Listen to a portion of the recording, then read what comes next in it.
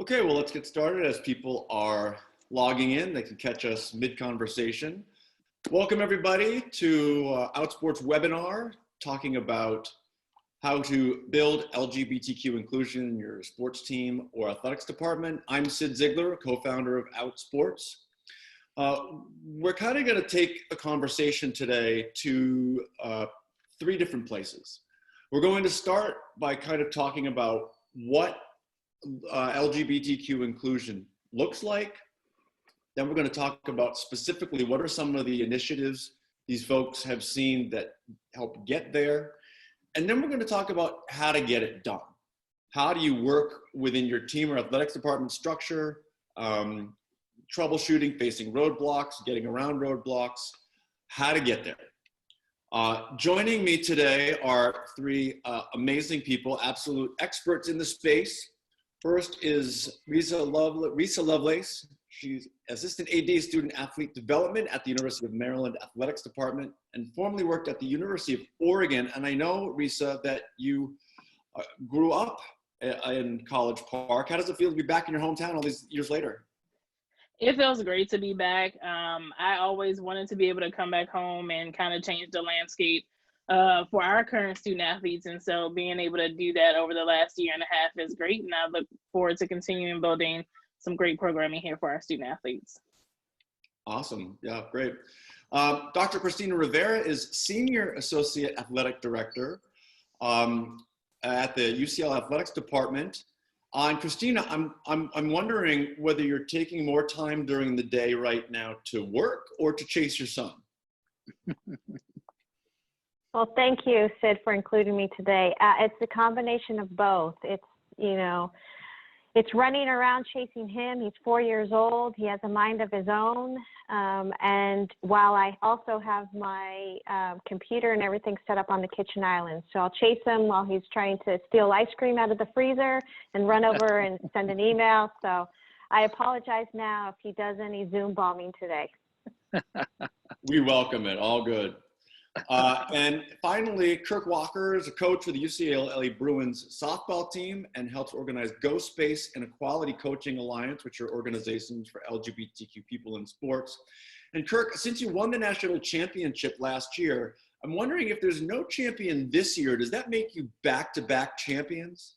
Well, I don't know if we're back-to-back champions, but we're defending champions for an extended period of time. So, we happened to leave the season abruptly. We were number one unanimously, but unfortunately, they don't give out the ring or the national title just for the polls. But we'll be ready to go after it and defend it next year, and we'll just be the defending national champion for a little bit longer. Great. Well, if anybody has any questions, there is a Q&A function that you can find at the bottom of the screen in Zoom.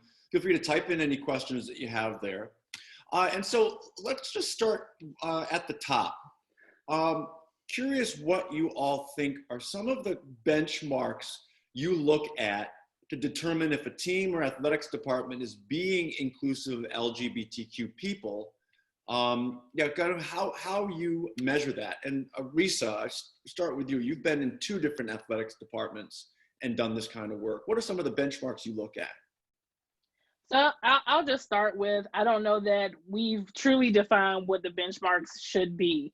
I think we're always in a place where we're working to identify those. But for me, it's actually looking at each institution and seeing if they've put any policies in place, right? So we've had multiple conversations about transgender policies and inclusiveness. And that way, we talked about even down to the fan code of conduct, right? How are we displaying sportsmanship and caring for the fans that attend our games? So those are some of the things that I look at immediately when choosing to work at an institution, but also just how do we take care of our people internally? So one of the big things for you is policy.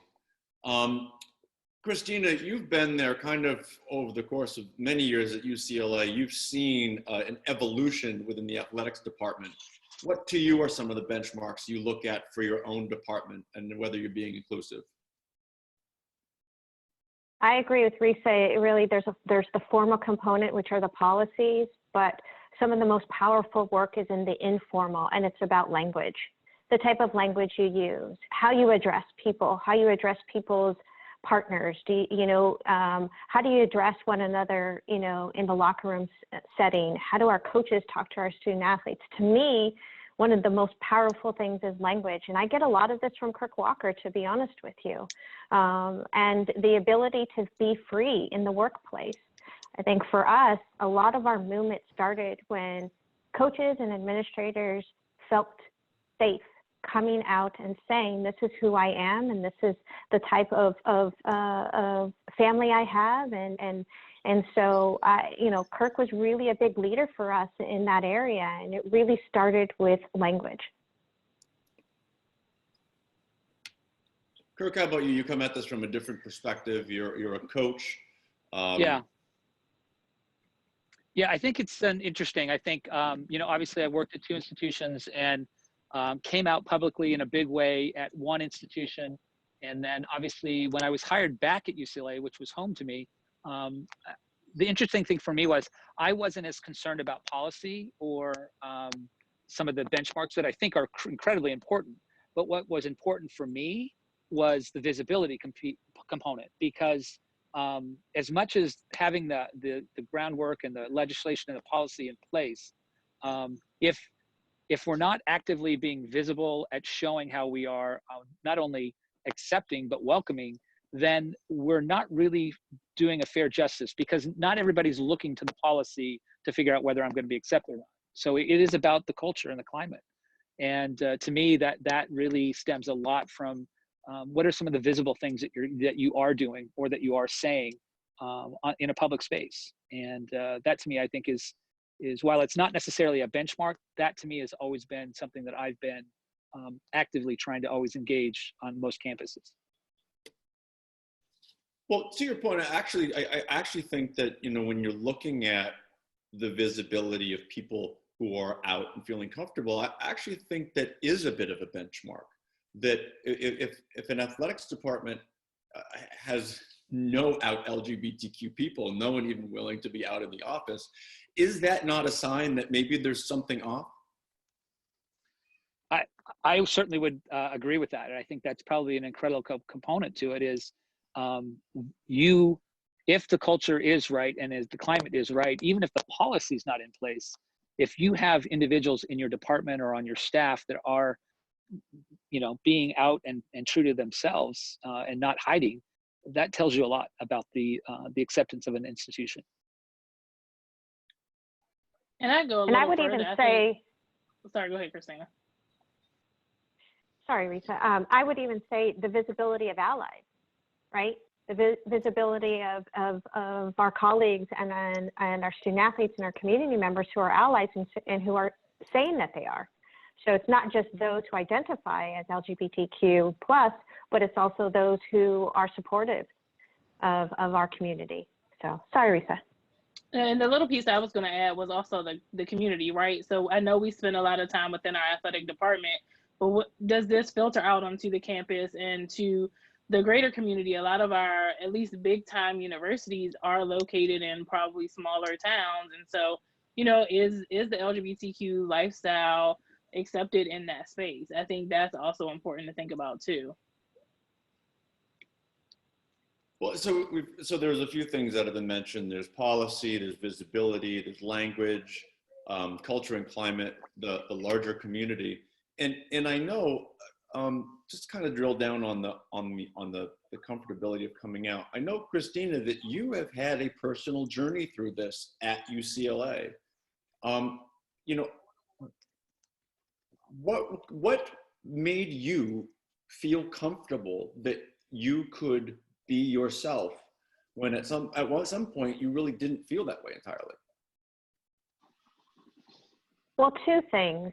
The hiring, me transitioning from my previous institution to UCLA came at a really pivotal personal moment where I myself, through a lot of honest therapy and opportunity to just do self-reflection, was ready. I was tired of hiding. I couldn't manage it anymore. I spent so much energy at my previous institutions and all of my life hiding. I just wasn't ready to do so. So when I came to UCLA, I felt like it was it was the appropriate time, and it was almost serendipitous because it was sort of the fork in the road. Are you going to do this? Are you going to be brave enough to do this? And I needed to do it from day one. And my goodness, what about going to UCLA, an institution who has thrived on standing up for those who, you know, need to be supported, a place where social justice issues are paramount to who we are as a foundation. I mean, where we walk every day at work, or where we used to walk now that we're working remotely. I mean, Jackie Robinson walked through there, you know, Arthur Ashe, Jackie Joyner-Kersee. I mean, how could I not, out of all places to be, how could I not come to UCLA and say, I'm going to do this? So from day one, I made a commitment. If I was going to take this job, I was going to be true to myself. And so it was an incredible journey for me. In my 14 years, I've had Noah, my child. I've gotten married to my wife, Angela. My student athletes saw me pregnant, and they all knew that I was gay. And let me tell you, and I got a lot of questions, and so many people were so thankful for my openness and my ability. I mean, just as simple as, how did you get pregnant? Like, how did that work? You know, and slowly but surely, I just think, going back to what Kirk said, visibility. I was going to be visible from day one. That was a commitment I made to myself because I did not want to hide anymore.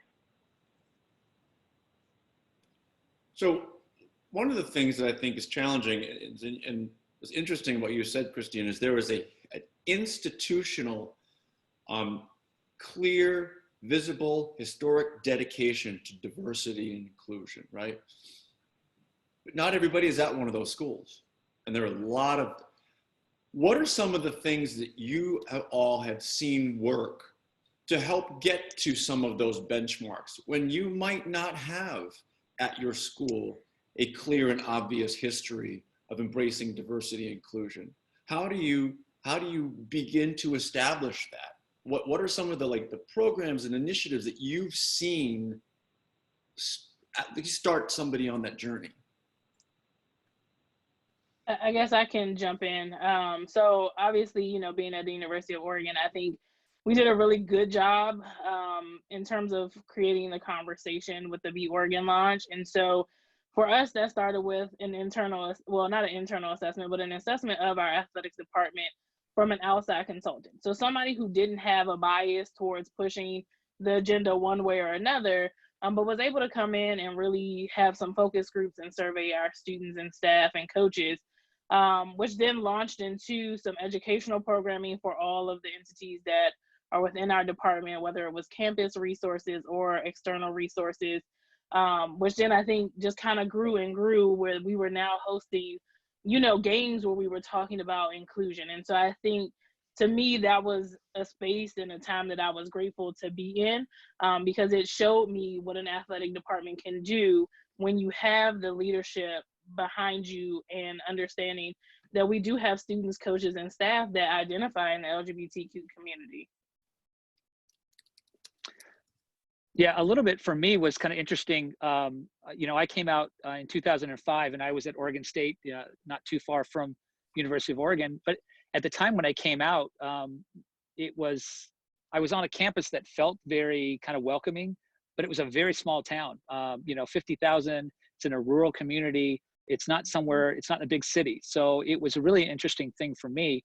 And actually, what I found when I came out, that my university actually grabbed me and threw me up on the float. And they kept pushing me to do more. And I really wasn't in the mindset or the position to try and do more. But what I did learn, I think, during that period of time is that, and I'll make a blanket statement, most academic institutions, we're really fortunate in our LGBT space, because we know that acceptance and inclusion is much greater on academic institutions of higher learning than they are just in the general population. Now, obviously, taking out potentially religious institutions that may have really strong policies, education is probably our greatest ally. And so when we start talking about campus, you may not see a lot happening on campus. You may not feel a lot of support, but I guarantee there is support there And unfortunately, we're an invisible minority, right? So being an invisible minority kind of allows us to think that there's no one else at that school or that institution that may identify or look like me. So the minute that I actually made one step to be visible, man, they came out of the woodwork and were launching me up to do more and more. And they gave me a blank slate. I mean, the vice provost literally had a blank slate of cash for me to say, you want to bring a speaker in? Here you go. Go. Who do you want to bring in next? Who do you want to bring in next? And I literally was doing programming for the entire campus because I was put in that position. So to me, visibility kind of really starts the process of realizing that there is more support in an educational institution.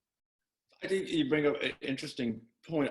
Both of you did, that at the end of the day, and this is what I found at Outsports, that sports is actually a lot more inclusive than we often give credit, and particularly in college. And Resa, I'm curious, how do you demonstrate, what exactly do you do to demonstrate to your student athletes and your coaches that the athletics department is a safe space, or at the very least, that there are resources of support and individual human support for you if you're LGBTQ? How do you specifically go about doing that?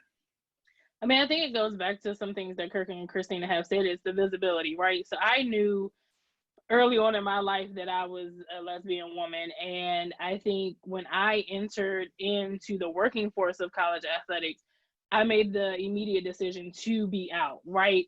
I remember what it's like being a student athlete and not being able to be my true self because the institution at the time wasn't able to handle that. So for me, it's about the visibility. Do we have access to trainings that have a sticker that shows that you are somebody that students can come to? Do we have coaches that are willing to come out still in a space where, they have to go on homes and recruit students, right? So to me, it really is all about the visibility and the willingness to want to have a conversation with the students and let them lean into you and know that they have that direct support. Also, each one of you is LGBTQ, but for somebody who isn't, and so, somebody who isn't, how do you create the visibility of support to your school, to your department, to your coaches and athletes? Well, it's an interesting thing, and you could probably ask just about anybody that was at an institution when they weren't out. What are the things they look to, right? What are the clues? And as much as you want to potentially have rainbow fatigue in even in our industry and in our culture, that rainbow symbolism really can go a long way. Seeing a rainbow sticker in somebody's office or on somebody's desk, or something that has a statement that says, everyone's welcome here. Those are the kind of things that you would be surprised how quickly student athletes are going to see those things. And that's going to immediately start equating to, hey, that's a safe space. That's potentially somebody that is an ally to me, even if it's an LGBT person. So I think as simple as displaying those kind of anti-bullying or standing up for diversity, anything with a rainbow, I think those things really go a long way. I think the student athletes are a really good entry point too. I mean, we're talking about a generation of young adults who have been in an educational system that's probably much more inclusive than we were. And so for me, another great place to start is with the student organization. Volunteering to participate or assist with the Student Athlete Advisory Council, SAC, or another student group, or offering to be an advisor to a diversity and inclusion student group. I mean, the students really, our goal is to service them and their needs. And so they're a really good entry point to really figure out and help us drive the initiatives, to drive the communication, to drive the culture that we want to build. So I think that they're a very powerful group and a very useful group, and that's a really good opportunity for both those who are out, those who are struggling, and those who are allies to contribute to that conversation and slowly start infusing ideas around well, have you guys thought about developing a, student group for those who identify as LGBTQ? Or even, have you thought about partnering with the LGBTQ Center on campus for a variety of different projects? So I really, really advocate for a connection with the students. It's interesting. I was with the Sacramento Kings a couple of months ago, talking with their front office, and along with other people, kind of asked, raise your hand if you're okay working with an LGBTQ person, if you support LGBTQ rights. Every hand went up, every single one. And then I said, how many of you have a rainbow sticker on your computer or on your office door, somewhere in your office? And every single hand of 150 went down, but one. And how do you convince your coaches, your administrators, how do you convince them to do something like that? Something as simple as putting a rainbow sticker on their door. How do you have that conversation, Resa? I think it really just becomes something that's personal, right? So if you trust in me and you have built a personal relationship with me, and I'm sitting in your office having a one-on-one saying, I think it's about time that, I know that you're an ally of this space, and I think it's time for you to display that. I think it becomes something that you have to make personal to the person in order for it to really affect them. And thinking about posting something like that, I think we always talk about, the students in this generation that's coming behind us, they're more vocal, right? They're in a different space than we've been. And so really for us as administrators to take that courage to make some things personal, and say you need to support us in this way because it's going to assist not just the administration, but the students. So I think it has to be from a personal space. One of the things we did is earlier on, many years ago, we actually had our student athletes create a logo representing respect, diversity, and equality. I too noticed that we have a lot of allies, but for some reason still the rainbow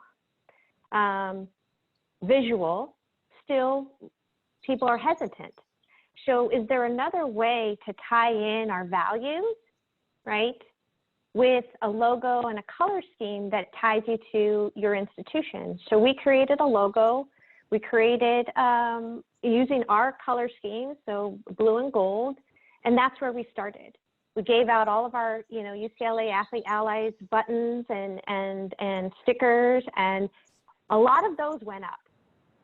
And then slowly but surely, once people got comfortable, then we started to hand out, the safe space rainbow stickers and logos that our LGBTQ Center was handing out. And you saw more and more of that. So for us, it really started by tying our values to our institution, getting people comfortable in that space, and then expanding. Yeah, and to kind of feed right off of that, I think to kind of educate a group, I think anytime you're having in-service days or you're having staff development days, Christina gave me the opportunity to speak at our staff development day actually it was last year, and just to kind of talk about some of the stats and the numbers, and it was really a powerful conversation. And I was planning on just kind of being one directional, providing information. But what I found was there was so much information coming back from the audience of staff and coaches at UCLA that I was kind of really blown away. Again, to me, it just reinforced the fact that this conversation needs to be ongoing, because I was clueless, even in a department that I'm very visible in, of all the issues and all of the support that would be in that department. So I just think it has to be a constant dialogue. And so for those individuals that are comfortable being visible, it makes a difference to have the dialogue at staff meetings, to have a dialogue in front of student athletes, and start a dialogue. And you might feel like you're the only one that's willing to stand up, but it's gonna change a dialogue very quickly in an educational institution. So one of the things that I'm hearing from you all, and again, you've been various different athletics departments, UCLA, Oregon State, Oregon, Maryland. One of the things I'm getting is that there is support there within the administration of the athletics department. The support is there, a big issue is how to demonstrate that. One of the things that I see a lot is conversation about educational trainings and facilitated conversations around these issues in athletics departments. What role do those play in all of this? If the support's already there, are those necessary? And how so? Yes, they're absolutely necessary, and it's ongoing. And because it's multifaceted. So, you know, the session that Kirk was just talking about, really the theme of it was about language, right? So there, you know, you can start off with a more general, global, 30,000 foot level conversation, just in general about the importance of diversity and inclusion. But there's so many different tentacles to that you need to continue to have education. And we get a whole new set of students every year, right? And every year. And they're coming from a variety of different backgrounds, communities and cultures. And it's an opportunity to educate them and to reinforce. You know, Kirk on a daily basis is teaching the same fundamentals over and over and over again in the sport of softball. The same has to go with issues related to LGBTQ, inclusiveness, language. We cannot stop. It needs to be reinforced consistently. I don't know that there's much to add to that. I think Christina said it all. I mean, it's just like, right, we all have to sit through compliance trainings every year, right? So why would inclusion conversations be any different? I think the one thing that's really powerful in this topic is there's a lot of times when conversations are had about from a space of the ally, right? This is what you should do because it's the right thing to do, right? And those conversations are important, but I think those conversations go to a deeper level when they become personal. So I think when you have individuals that can speak to either something that they've experienced as a minority, LGBT minority, it's powerful. But I also think just like you said, even getting people to raise their hand to say, you know, who in the audience has an LGBT family member? Like, you know, 99% of people are going to raise their hand. How many people feel like they've coached somebody? You know, you're going to have a lot of people that raise their hand. People feel like that making somebody be a little bit more visible, even as an ally, is really a powerful way to kind of make sure that people stay comfortable in that space, that it's comfortable to talk about. When people want to do these educational initiatives, trainings, facilitated conversations, they often cost money. In fact, any kind of program you want to do often costs money. And in any athletics department, there is a struggle for resources, human resources, financial resources. And I'm curious how you all have gotten buy-in from the people who make the decisions about those kinds of things to put resources behind these efforts.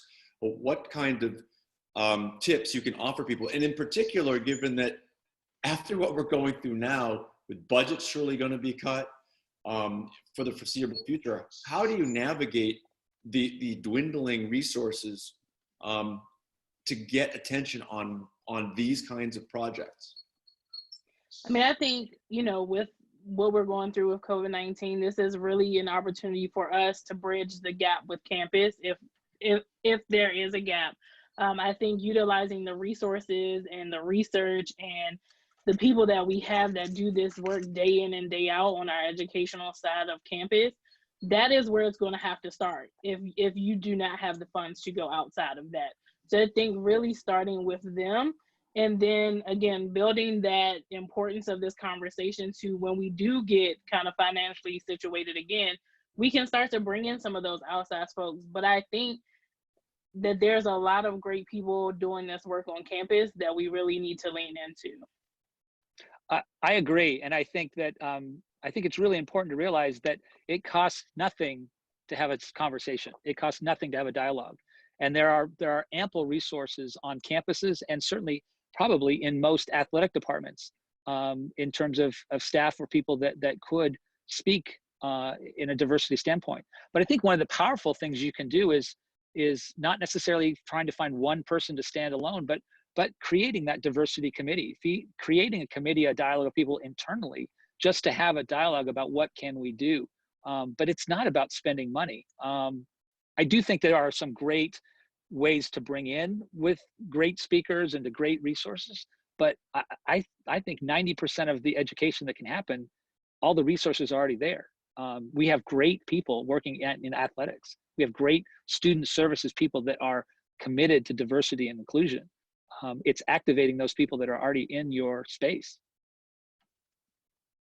I agree. And one area that was really helpful for me was we knew we needed a little bit of money. We didn't have any within our student athlete development budget. We didn't really at the time have a diversity and inclusion committee within the department. We had gone out to the LGBTQ center, but they also are probably going to be strapped for money.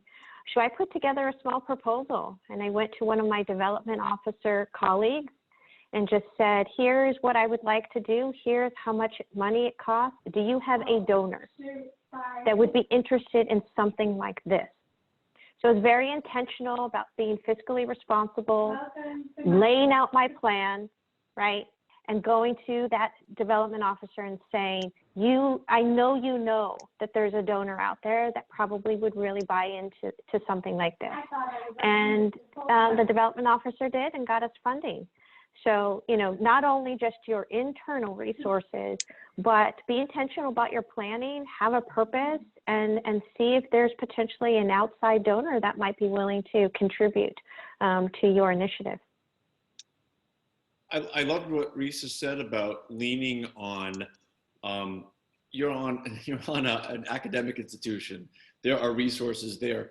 And the LGBTQ Center, a lot of schools have those. What are some of the other resources that you can reach out to, other than the LGBTQ Center, or that you may have leaned on in the past? Well, at UCLA, one of our partnerships that was really powerful was the student life, people that run the dorms and rec center, because they're dealing with this larger student campus. And so that was an amazing partnership that we kind of latched onto. But there's also, besides the LGBT Center, which is really a sub-resource group on campus, most campuses have at the higher level a diversity and inclusion on campus with professors and other faculty that are involved. So I think it's just a matter of asking those questions and seeking those things out. It's not just in one location at the LGBT Center. I think Christina mentioned this earlier too. The student groups are on campus. There's also faculty affinity groups on campus. So even giving those people an opportunity, even if it's not their day-to-day academic work, to be able to come over and educate us as well. And going back to what Kirk said about our connection with campus recreation, the connection there was they run our club sports, our intramural sports, and a lot of our just fitness and health programs. So we came at them with this idea of we're trying to educate all of the athletes on our campus. We may have a subgroup of them who participate at the NCAA level, but I can tell you those men's rowers, our club men's rowers, think that they're athletes just like our athletes. And so that connection was really helpful. And really allowed us to expand on our base. When we had our first session, we invited them, and I think there were probably more club and intramural student athletes in that room than the intercollegiate athletic student athletes. So that partnership was really, really key to us. The other one too that I think has been really just interesting is we have a law school, and they have the Williams Institute. So there are institutes are on campuses that specifically have agendas or initiatives around a variety of different areas. So look for those as well. They could also be great assets to your programming. One of the interesting things that I think is really powerful is when we, as in the athletic department, in the athletic world, we are already kind of in this little like bubble island from the rest of campus, right? And we deal with this all the time. Any chance that we have to bridge that gap is really empowering. It's really empowering to campus. And I will say, it actually helps to open up purse strings, because a lot of those places on campus, residential life has a much larger budget for some of these activations and these issues. So partnering with them was a great way to kind of help the greater good, but also help get some funding where it might not be directly in the athletic department. So not necessarily trying to use those other people, but certainly bridging the gap and taking care of the resources you have.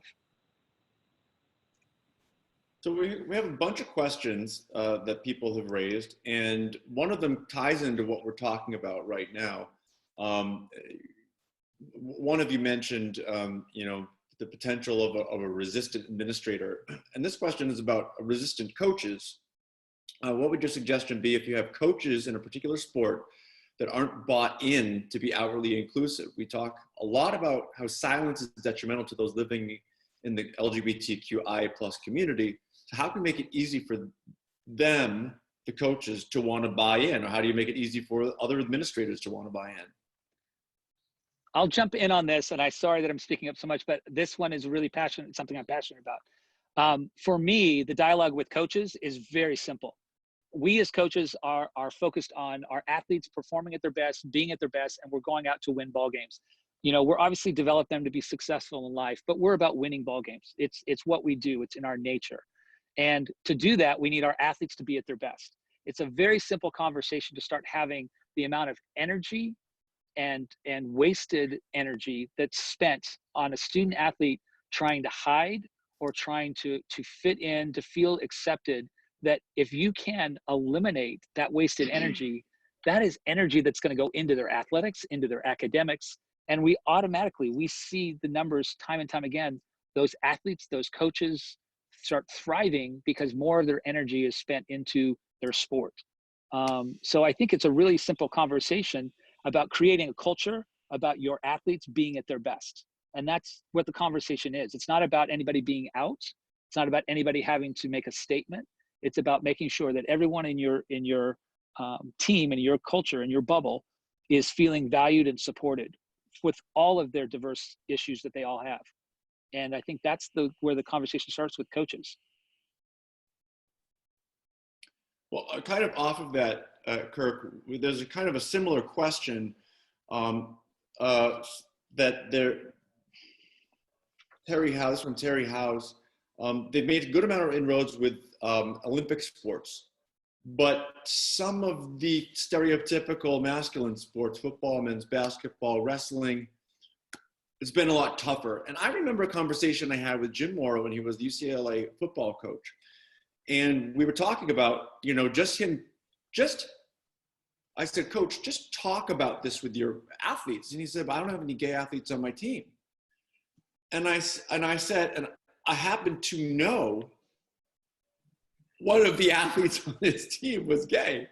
And it was kind of shocking to him that I do. How do you, is it a simple conversation explaining to these coaches of these more masculine sports that yes, you have gay and bi players on your team?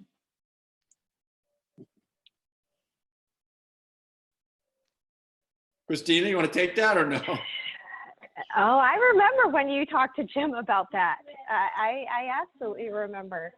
I think it's just going to take a little bit of time, and it's going to take persistence. Honestly, it's just going to take persistence and reminding the coaches that, statistically, I mean, they're driven on stats, right? Statistically, you have a athlete on your team that identifies as gay. But I do think that it's going to take some high profile coaches continuing to talk about this and pushing this out. And I do think that, Sid, you change Jim Mora. That one conversation you had with Jim, I think changed him forever. And so it's going to start from these small conversations and these small moments of insight. An interesting thing too, I think that's a coming tide, and I would agree with Christina's statement about you reaching out to Jim Mora when we did that opportunity, and it was tremendous. More and more now, it's going to become more visible because we're going to have high level recruits in men's sports, basketball and football, that have two moms, that have two dads. That is going to be the visible component where it may not be the athlete who is coming out as gay, but they're clearly by their family unit are seeing that. So when Noah, Christina's son, becomes a highly level recruited athlete in baseball, although he wants to play softball, in baseball or football, and he's got two moms, believe me, it's going to change a culture of a coaching staff to realize, hey, we've got to be cognizant of how we are presenting and how we're discussing and talking about diversity, because our top recruit has two moms. So we can't be blind to this issue. So I think, again, it takes a little bit of time, but I can tell you this, I've been around a lot of Division I football coaches in my time. We had several at Oregon State during my time there.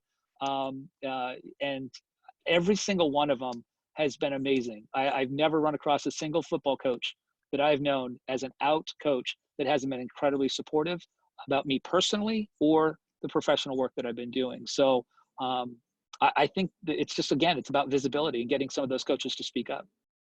I also think it's about sharing the stories, which, you know, your website does a really great job of sharing the stories of football players and basketball players that have come out over the last course of 8-10 years, right? And so I think continuing to have these athletes actually telling their story while they're still playing, right? I think that's really some powerful visuals for a lot of our coaches that may not see it in their locker room, but it's clearly something that is out there that they should see.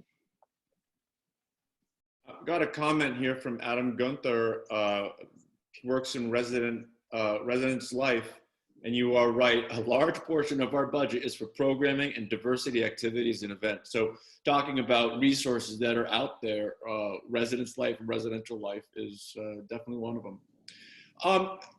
So we kind of talk about getting buy-in of administrators and coaches, and then, not surprising, there's a question about how to get the buy-in from other athletes.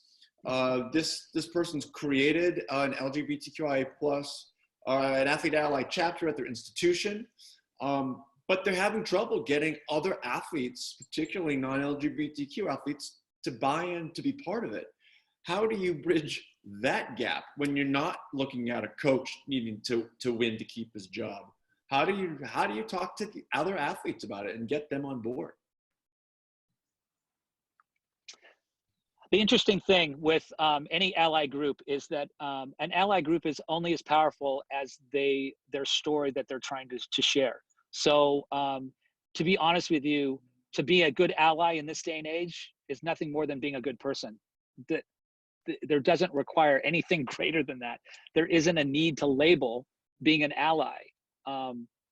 But what is a powerful thing is when you can be an ally to somebody or someone's story or someone's journey. That to me is where the visibility matters. But to me, it's hard to have a sustainable group of just people that get together and say, we're allies.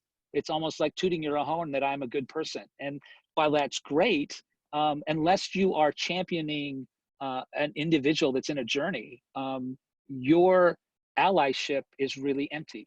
And that's why it's difficult to create an ally group alone without having really a valid group of athletes to be kind of identifying with or supporting.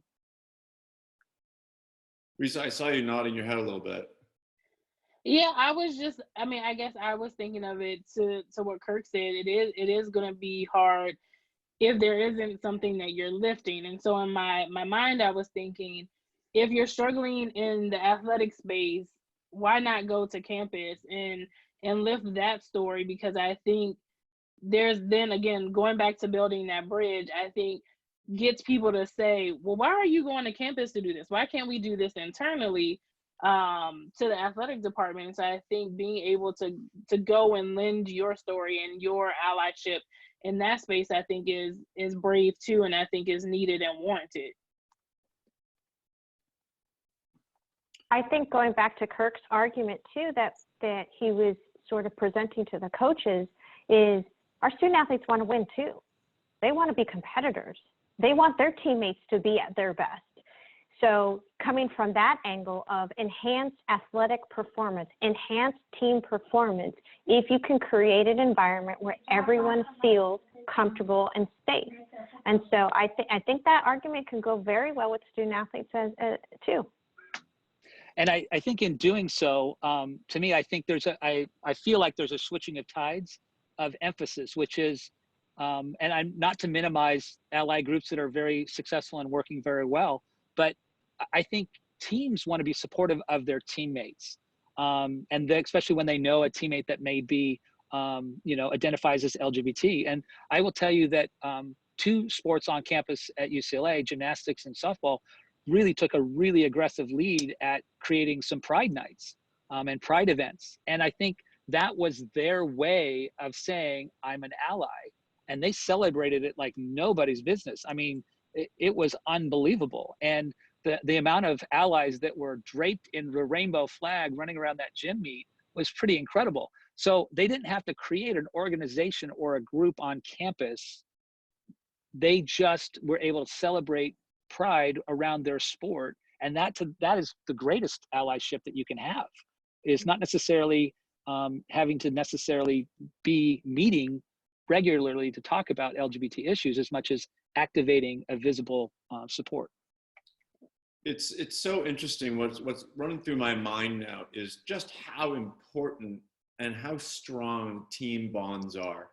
And when the men's basketball team has a gay or bi or queer player on it, suddenly the team wants to support their teammate. But if there isn't one there, and there's an out athlete on the women's fencing team or the men's gymnastics team, the basketball team they just don't care that much, and it's hard to get their attention. And it's unfortunate that it takes athletes coming out to get them to take action. But it is, what I'm hearing is from everybody, it's really hard to do that without that touch point, that story you talked about, Kirk. Well, and I think it goes to the issue is that it doesn't say anyone on that basketball team isn't an ally. They just don't have somebody that is in their life to be an ally for at that moment, to be visible. So to me, again, being an ally is, in this day and age, is just about being a good person. And there isn't anything more than that. And to step up as an ally needs a cause. It needs something to lift up. And if it's not something personal, it's kind of hard to activate them to do it. These student athletes are all demanded so much in their lives, academically, socially, with all the trainings that they need to do and the studying. It's really tough to get involved unless there's something that really means something to them. And that's why there's nothing wrong with ally groups if that's really passionate, but to get people that's a separate meeting to be passionate about that without a real person to be working with is challenging. And the other thing that's difficult with ally groups, and not to be bashing ally groups, but student athletes are fluid, right? They come and go very quickly. So it could be something that a certain student athlete is incredibly passionate about, and they build this network and they build this great group because it's passionate for her. But she graduates. If there isn't someone to carry that mantle, it doesn't mean that there isn't support in that athletic department. It just means there isn't somebody as passionate about that particular topic. Another question just gets very personal, I think, for everybody who's ever come out. What advice would you give to a staff member who wants to come out but was heterosexual, and her coworkers and friends only have seen her as heterosexual?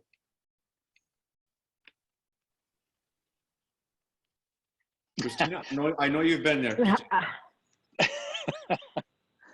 Well, I mean, you could say that was me. I mean, I pretended to be heterosexual for many, many years. And so they only saw me as heterosexual. And so what really helped was building personal connections with a few, starting with one colleague and telling her, and then going to another colleague and telling him, and feeling like when I am ready, I'm going to have a support system in place that's going to hold me up. when I have those difficult days. So it was really, really great to have, you know, a support system structure that could help me get through the difficult moments, to encourage me to continue to be brave. I mean, I think that, and I'm making a statement, I think most individuals who are hiding their sexuality pretend to be heterosexual. So it's not, for me, it wasn't a significant shift. But sorry, I told you were going to get the Zoom Someone's ball. awake. Someone's awake. I'm very sorry about that. But I really I'm extremely thankful for the people that were by my side that I could confide in. And when I did finally come out, they were standing right beside me saying, yep, we're right next to her. Yeah, it's an interesting thing. I think the coming out process is certainly different for everybody, but it's on the same path, and it's very internal first. So obviously this individual is coming to terms with that they are either bi or gay or lesbian, and that's fine. And at that point in time, I think Christina's absolutely right, is that it doesn't necessarily need to be a blanket statement to everybody. Now, there are some people that might say, yep, I'm going to go to the staff Christmas party and I'm bringing my partner and I'm holding her hand and we're going in together. And that could be the way that she makes a statement, but that's very individualized. I think the smartest way to go is obviously the low-hanging fruit, which is who are my most supportive peers in my department, and start there. And you'll build your confidence each moment that you come out. Resa, a question I want to direct to you. I often have questions because of my own ignorance, but just don't ask because of trying to respect the privacy of all. While I don't agree with the lifestyle, that is my issue, not anyone else's. I just want to understand, not condemn, but fearful in asking any question because I don't want to seem insensitive. Yeah, I can definitely empathize with that person. As somebody who is an open book, I actually love when people who maybe don't agree with the lifestyle or have a hard time kind of understanding it come to me. I like having those conversations, right? But I don't think there are a lot of us who are willing to sit down and have that conversation for fear of a number of things. But I think it's courage, right? Like, you have to have the courage to reach out to a staff member that may identify as an out person, or an ally, and sit down and have that conversation. I think it's both ways, right? We just addressed, coming out or letting people in when you're, making the statement that you're a part of the LGBTQ community. But I think it's the same way for folks who want to learn. But I also think pick up a book, watch a documentary. Like, there are so many ways to enter the conversation. And I think some education is with that as well. And, I'll kind of add on to that, and I don't want to be harsh back to this statement, but lifestyle is completely random, because there are heterosexuals that have a horrible lifestyle that's not healthy. But if I were to look at Christina's lifestyle, she is just like any married couple that has a child. Like, her lifestyle is a family. So I think lifestyle is something to be very careful of labeling with sexuality, because there are certainly plenty of people, heterosexual and homosexual, that have diverse lifestyles. So I think to the person's point, they're just trying to figure out how to ask questions. And to Resa's point, pick up a book is a great start, because what you want to do is you want to avoid asking people about their lifestyle, right? A trigger word for a lot of LGBTQ people. And so if you immerse yourself a little bit, teach yourself a little bit, you'll understand certain words to avoid, certain terms to avoid, certain trigger words to people. You'll be much more adept at asking those questions. One specifically for Resa, how was your experience as an LGBTQ athlete at an HBCU? One word: horrible. I went to a private institution. And it was in Virginia. So I think that says a lot to start. You know, when I was there, operated in a space where if you were gay, it was not to be talked about. We called them dorm mothers, but I guess they're called resident directors at this point, who said going into my junior year, I want to put all the gay girls on one floor. Like that was going to isolate us, right? And that specifically sticks out to me to this day, because like, who says that? Like, I guess that in my head, I was just like, well, that's really random, because we still have to get on the elevator and get to our floor. So you can't really stop us from interacting with people. So for me, it wasn't the best experience. But looking back on that, I think that's why I choose to identify, so that my students don't have to go through that. And if they are going through that, that they know that they have somebody they can come talk to. We got only a couple more minutes, but there are a couple of questions that are similar that I want to get in before we end. And that is, and this may just encapsulate the whole conversation. How do you create a space where your LGBTQ athletes feel safe coming to you and talking to you, and won't have fear that you're going to tell their parents or tell their teammates or tell anybody else? We only got a couple minutes. So Christina, why don't you can you dive into that quickly? I think it goes back to your own personal ethics and values. So I can always tell when I feel like, oh, he or she is about to come in and have that conversation with me. And just knowing that as educators, we need to be able to provide our students with that safe space. And so when I can sense that that's where the conversation is going, I assure them that outside of me being a responsible employee and having, you know, state law dictate that I have to report certain things, that I'm a trusted, you know, person, and then I can walk them through. And, you know, I may not have all the answers, and I may just be there to listen. But it goes back to what I needed when I was, you know, going through my personal journey. I needed to be able to go and speak to the people that were my mentors and that I relied on to talk about what I was feeling in a safe way. So for me, it's just this sort of paying it back to all of those people who helped me along my own journey, and feeling like, you know, I want to do that for others. Well, I know for me, when I was about to come out, but when I was still identifying, obviously as a straight coach or not out, the dialogue that I would have with my athletes was very consistent, and that was about honoring and respecting the diversity that we all brought. And when I was talking diversity, I was talking their socioeconomic, the racial, religious, all of the different diversity that our team had. So to me, from a coach, it was about our diversity is what makes us stronger all the time. That was a dialogue, and it wasn't about LGBT issues. So to me, that was the first dialogue about creating a safe space for being somebody that may have feel like they're a minority in some way, shape, or form. And that's something that should be talked about regardless of bringing up the LGBT issue. Well, I appreciate all of you being here today. We're getting a lot of messages that this is very helpful.